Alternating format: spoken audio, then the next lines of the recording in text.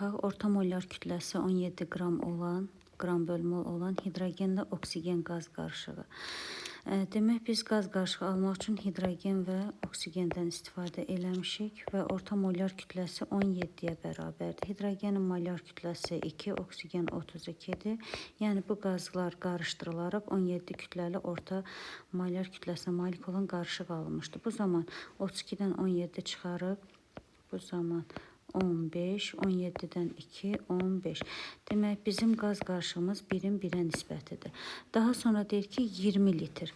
1-in 1-ə nisbətidirsə, deməli 20 litrin 10 litri hidrogen, 10 litri də oksigenə aiddir.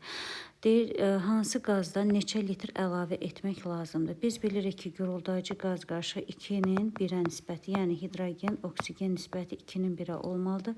Hidrogen 10 litrdir, oksigen də 10 litrdir. Deməli, biz əlavə eləməliyik 10 litr hidrogen ki, bu 20-nin 10-a, yəni 2-nin 1-ə nisbəti olsun. Əlavə olunacaq qaz 10 litr hidrogendir.